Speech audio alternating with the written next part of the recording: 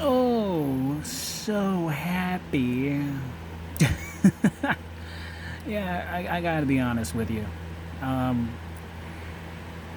I like it when you get something early, when you least expect it, you know? So, just one of those things. One of those things that you just gotta appreciate. You gotta appreciate the small things because sometimes the bigger things just don't get anywhere without the small things.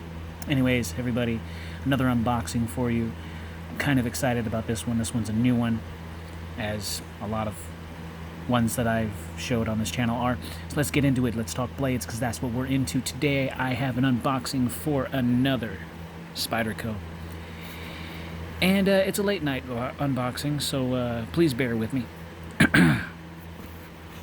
I'm just going to go ahead and use my trusty dusty Pm2 with the wave opener.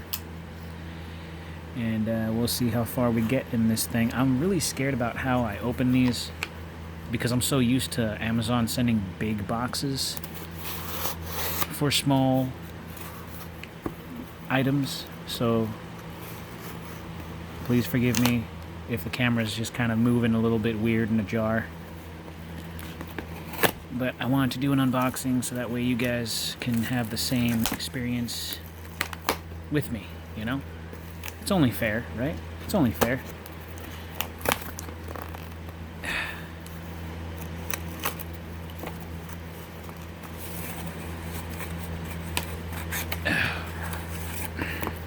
Take the slip out. Alright, so now you guys see it. Now let's just hope I don't get gypped, right? Let's just hope. So as you can tell, this is the Spyderco Canis plain carbon fiber. Excuse me. I swear it's the LaCroix. Stuff's good stuff. I pound that stuff all the time. It's really good. Better than soda. Well, heavier. What am I talking about? It's late. Lighter and healthier than regular soda, which is what I'm going for. So I just got off work, so I'm a little bit kind of woozy and tired, but you know, nice long day to finish it off with a nice review on something. So yeah, this is interesting. Huh. I'm not used to Spyderco sending... I really hope this isn't a fake. No, I don't think it's a fake.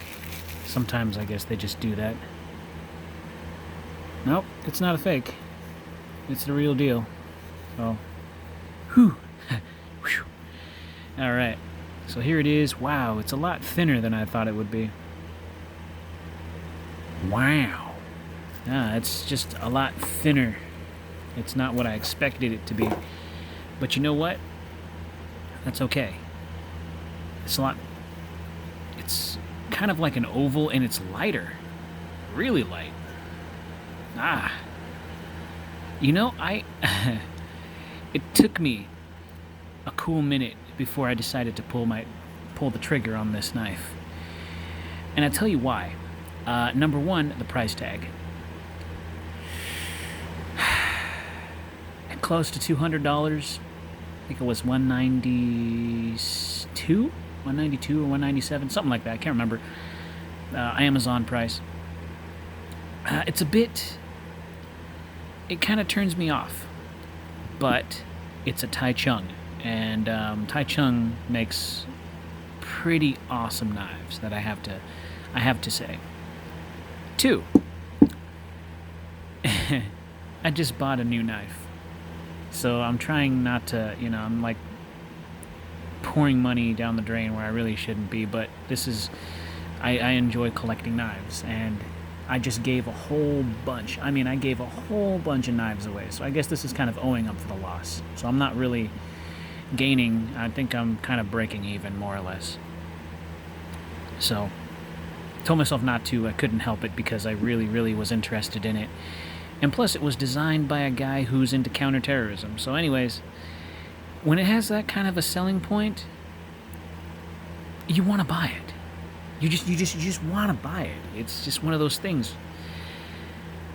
And it feels really light. I mean, it feels a little lighter than my Pm2 Emerson. This is super light. And look at how thin that G10 is. Look at that. That's thin. That's thick. Wowzers. Jinkies. Why am I coming off like... Okay, anyway, I'm being stupid. So, jimping up here. Alright, cool. I have not opened up the knife yet. The spider hole is decently decent to access. And still, it has a very interesting look and feel to it. I gotta be honest with you, I was never really truly a huge fan of the Warncliffe design. I just think it's way... I think it's a little weird. I don't think like that looks like a knife, but for self-defense, that looks pretty damn lethal.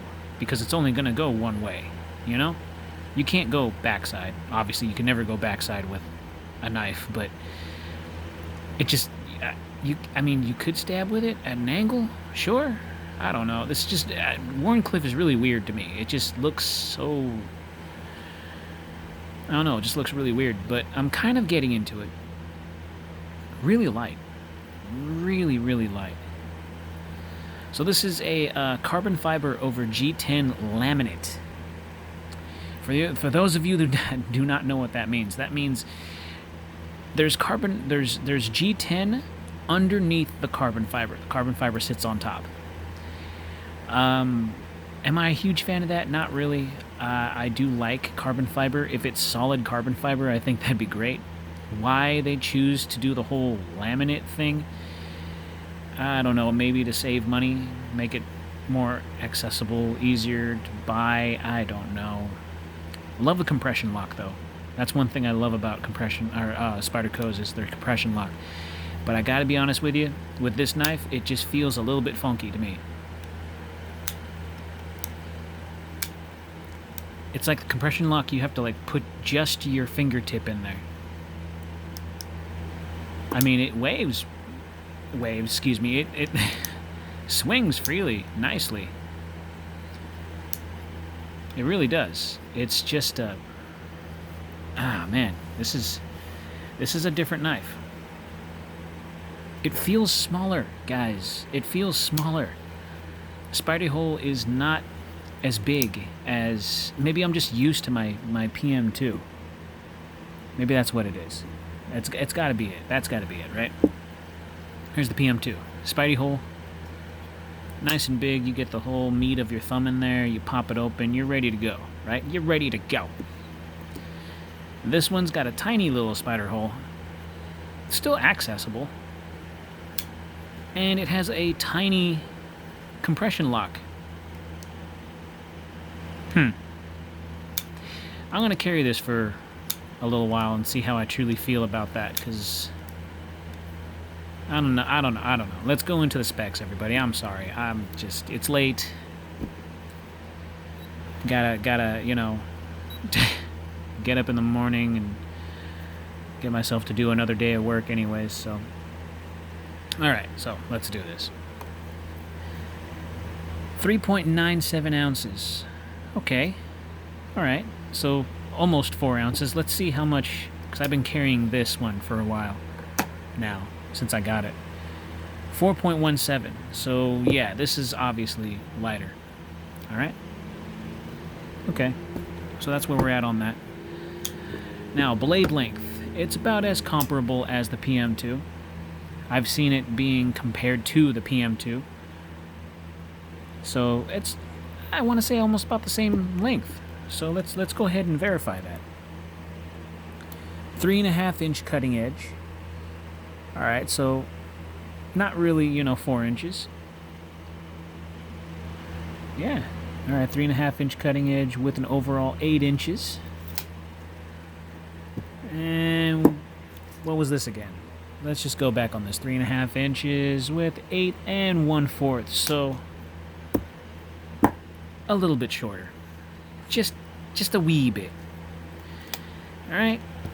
And let's see, does it have steel liners? Yes, it does. If you look in there, you will see steel liners, and they are slightly milled out from what I can tell. Oh yeah, alright, fine. Little lanyard hole. This is a smaller knife.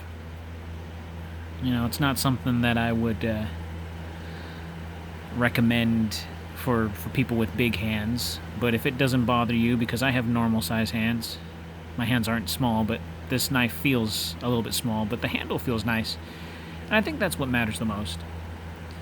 But that cutting edge, man, that's something that I'm really, really interested in, and it kind of has a very, very forward sweep to it. You see that? It kind of, to me, it has that kind of forward sweep. And if you don't know what I'm talking about, this looks straight, but it looks like it kind of curves ever so slightly to the tip. I don't know if you can see that, but that doesn't look like it's a complete straight edge. I mean, maybe it is, and maybe it's an optical illusion, but to me, that looks like it just kind of, it hooks out just a little bit more. And then, of course, it has this interesting blade geometry right here for weight reduction, or at least that's what I'm told, or it could be for aesthetics. And it's got that signature of the designer right there. I'm not entirely sure. Taichung, Taiwan. Spyderco CPM S30V. And that spider is etched into the blade. Very beautiful pattern. I really like like I said, you got to appreciate the small things, guys and girls. So you got 4-way positional carry. You can carry it tip up, tip down, left or right, however way you want to. It is tapped on all 4 ends, which is always nice. Open pillar construction for easy cleaning, which is always great. Light design, so let's go ahead and get into the width, shall we? So that comes in at a 10.7 at the handle, and at the edge you're looking at a 2.6. So let's go ahead and compare that with the Pm2 here that I've been carrying since I got it. 11.0 on the handle with a 3.4 millimeters on the blade. So I'm going to, because this is a special Blade Ops edition, I kind of don't want to mess this up too much, so I'm going to clean it up from all the gunk and goo that it's on the blade, and I'm going to start carrying this bad boy right here. Probably going to even put the deep carry pocket clip, the titanium deep carry pocket clip on this, just to keep this nice and low, because I don't normally carry $200 knives on me. I don't normally do that. And if I do, I want to make sure that it is as secure in the pocket as possible, so I don't risk losing it at any point. It's a bit wide right here. To me, it's a bit wide right here. So I just, real quick. 4.19 millimeters. Let's see how wide this is. 4.13. Alright, so I guess it's not that much wider. I don't know if you guys can see that. Maybe? What the heck. Whatever. It's not that bad. I guess it's about the same, if not. But it's really thin right here. You know? Really thin compared to how thick that is. Yeah, by a smidge. But I like this one because you can access that lock so much better, because it's not as shallow as this. When you put your finger in there, This just feels like you only get that tiny little cutout right there just to get to it. And for a self-defense blade, you would think that this would have the wave opener just like this one, because, you know, it's designed for self-defense. So you want to be able to get it out quickly. You know, you would just put a little waveable piece on there. I mean, I could ghetto wave it. I could throw a stupid zip tie on there, or I could get the Wiseman Emerson add-on that, you know, is fastened by a screw and a little shape. I could do that if I really wanted to, but I don't think it really needs, to be honest, I don't really think it needs that. This is just a very interesting knife. I mean, you get a full grip on there. You get a full grip. And don't ask me if it's sharp. I'm just going to show you guys how sharp it is. Bust out the paper. Take the knife.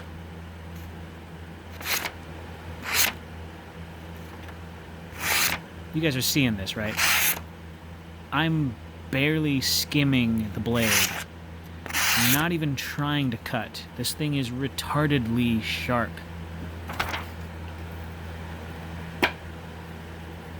Excuse me if I offended anybody. I mean ridiculously sharp. I should probably choose my words a little bit better. Forgive me. This thing is designed for self-defense. But is it going to be used for self-defense? No. It's going to be my new EDC, and I'm going to use it for everything plus self-defense. So this will be just fine, I think. Just fine.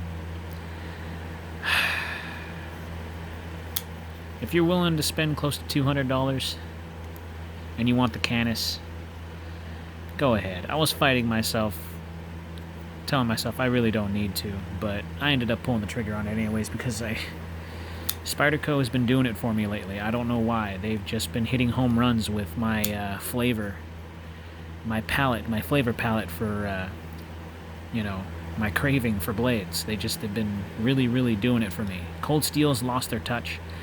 Benchmade, they're losing their touch because I gotta tell you, with that last one, that Velation, I carried it for a couple of days, and I gotta tell you, man, their quality assurance has kind of dropped. And I think I'm going to do a second glance video on it, just so you guys can understand why I think I might not get another Benchmade for a while.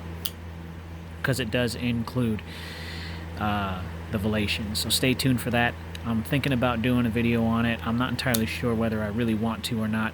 But we'll see how it goes. I'm trying to be respectful because I know a lot of companies right now are kind of going through a really hard bit with this whole coronavirus thing. And a lot of businesses and a lot of places don't have as many workers, and their quality of their sales aren't as good as they used to be. So I'm trying to be as gentle as possible. But Spyderco has been hitting home runs with my expectations. You know, when you see a picture of the knife, it's different until you get it in your hands, and then you really realize how awesome it really is. And then, of course, you carry it, you use it, and then it goes from there, you know, and then you really get to have a good flavor of what you expect out of a knife. Actually, I gotta be honest with you, this thing is smooth as butter. I really do like this. This is really nice. You know, but under a stressful situation, would it be effective? I think that's the only thing that I'm worried about this, because if you need to pull something out to defend your life, this knife already feels kind of shrunken down. Getting to the hole, boom, okay, popping it open and getting it ready in the right grip to defend yourself is crucial. And in a stressful situations, people can fumble and drop things, you know, or they might not be able to get it out in time and deploy the knife, and by then the attacker might already have your only means of defense. So, I don't know, just a little bit of common sense. Food for thought. Anyways, that's my review on the Spyderco Canis. I didn't think I was going to purchase this knife, but my willpower for Spyderco is dwindling. But, you know, there are other worse things. Anyways, you all have a good night, and I will see you in the next one.